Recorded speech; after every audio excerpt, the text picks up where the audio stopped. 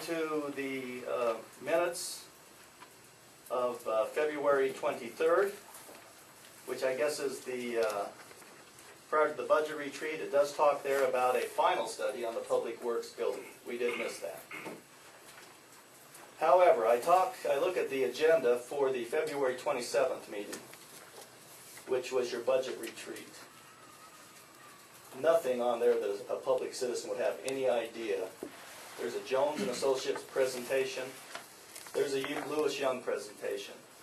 How would we as citizens have any idea in regards to what was taking place?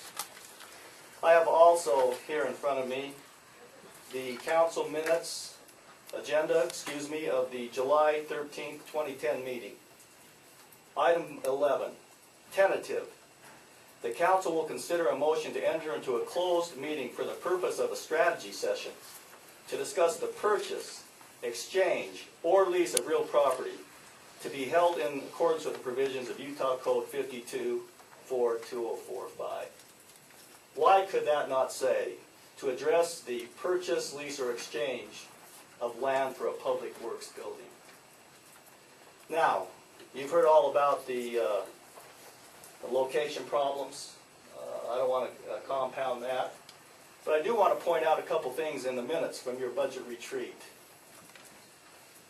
that I find quite interesting. Apparently, this building will be paid for by increases in sewer and water rates, garbage rates, etc. The first 2 years, sewer takes a very steep jump, and another 30% the next year. I would say that in today's environment, council members, it's not the time to act like Washington, D.C. Many people were without jobs. Many people are on fixed incomes.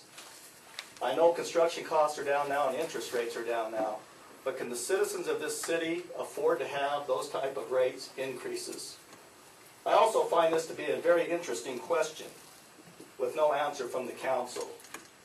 Council member Flam asked whether the bonds have to go to a public vote.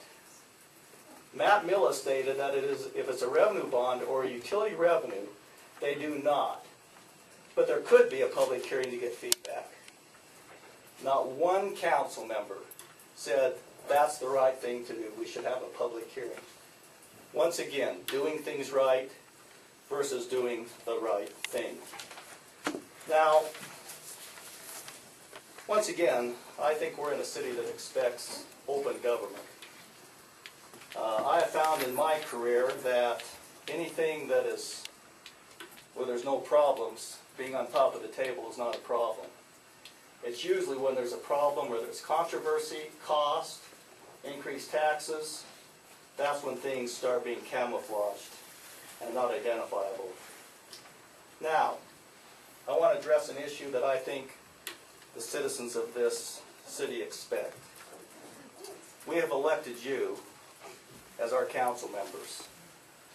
We hold you accountable for the decisions made in this city. We understand you have to have staff to give you information. But Mayor Harris, Martha, Ron, I don't know if you were on here 3 years ago.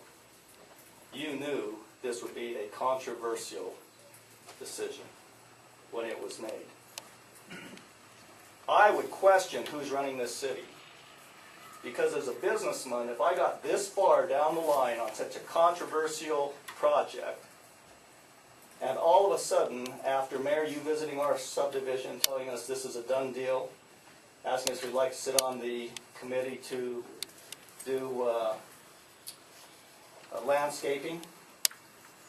If this was a business and my staff did that to me, I'd be on fire to all of a sudden, after this controversy comes up, to find out we don't have enough land to build on. Now, it's my understanding this site has moved from the bottom of the list to the top of the list. And as I have sought information on that, the only thing I can get is that's confidential. Now, I understand the law regarding property values and the need for the city to do that. But when questions are asked and answers aren't given, it does create suspicion.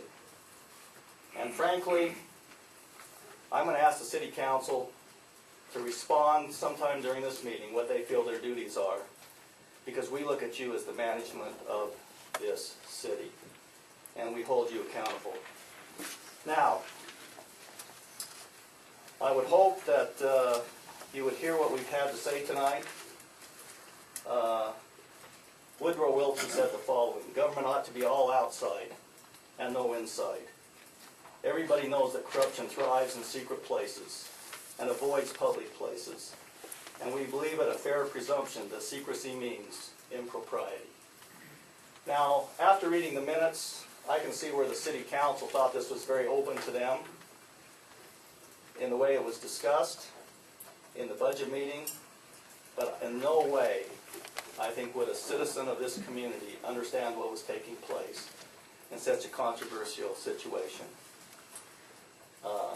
I would also like to, at this time, publicly apologize if I caused Carl Turner any problems. I think there was a misunderstanding there. But two, I'm not appreciative of the things that have been said about me. And I know what they are, and I've requested those in public emails.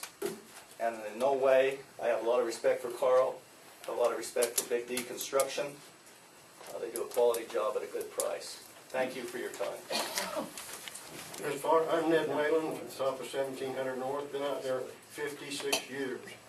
I've enjoyed the city basically, and appreciate living here. I'd like to stay more if possible. If we can afford the taxes. We're having a real struggle trying to get money to pay taxes, especially this year. And I think this city is hurting for money too. If you don't have the money, why even consider building till you get the money? There's an old Dutch lady that says, if you don't scut it, you can't spend it. And so why are we going in debt? Are we asking for more wants than we need? Or I know Mel Blanchard would like a nice, wonderful new shop, but the one that's down there now, it's serving somewhat the best it can. And I think that if we just build on that property there, use what you already got to the best of our ability, and then as you get some money, then think about going into more debt or more building mainly. I don't think we're living within our needs. I think, like the scripture says, the government is trampling on the heads of the poor. And that's something to consider. It says that in Amos. And there's a lot of poor people. And do we need such an extravagant building? It sounds like to me in millions of dollars. Let's back off on that and just try to live within our means. You see, you look at the government buildings they're putting up, you look at the schools they're putting up, they're like castles. I don't think we need all that. Mayor Muirbrook is back here. When he moved into North Ogden City and built his first home, he moved into it and finished it while he lived in it. And now they got these stupid ordinances and codes where you can't do that. I think we better back off on some of the ordinances and codes and all that stuff and let people live. Just get off the people's back, quit walking on their heads. You counsel, I think you do a fine job, and Mayor, bless your heart, thank you. I know you mean well, but sometimes our means aren't so well. Are we worth our salt? Now today, quickly, I haven't got much more here. I stopped at the burger shop down on 12th today at 8:30 in the morning. There's two employees of the Weber County. They were in their SUV, parked in the parking lot, and they're sitting in there drinking their coffee at 8:30 in the morning. I talked with one of them, and he says, well, I'm not getting paid what I deserve. I think that's a rotten statement to even think or say. Well, do I work to the best of my ability? Am I worth my salt? I see a lot of this government stuff. People employed there need to be fired. We should